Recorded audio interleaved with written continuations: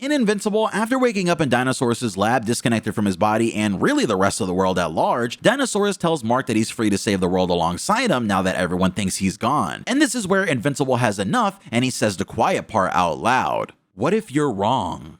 Dinosaurs just flooded most of the planet and sacrificed millions, maybe billions of people on just an idea he has that they need to lower the population so they can properly rebuild and avoid the coming cataclysm on the horizon that stems from overpopulation and pollution. Mark says that at the end of the day, Dinosaurus is just delaying the inevitable. With people scared of the future, they tried to adapt as much as possible, tried to find new energies and new ways to make things better and avoid the future. However, now they'll just stick to their old comfortable ways since the danger has been pushed away. This means that really, in the grand scheme of things, all of those people in the floods died for nothing. And Mark tells Dinosaurus that maybe he's lost sight of himself and become the villain in his own story, because villains tend to think they're the hero. As Mark continues on, he explains that all this time, he repeatedly tried to explain to everyone that what they were doing had a just reason. But now, he realizes that he was just trying to convince himself that he hadn't turned into the bad guy, that he wasn't becoming a villain. And now, he realized that that's what was happening all along. Finally realizing that Mark was right,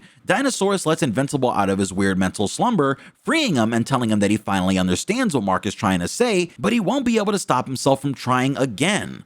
Ultimately, he wants to help so badly that something is going to drive him to do something. So he tells Mark to do the only thing he can think of. As Invincible walks out of the building covered in blood and sits off on the side of the base, Cecil arrives through a teleporter, telling Mark that he really messed up now. And as they go over the body count and robot solutions, Mark asks to be able to speak to Eve one more time before he goes to jail for causing all of this, and instead, Cecil gives him an earpiece, asking him to come work for him again because it wouldn't be the first time he hired a villain. And just, that's some beautiful writing.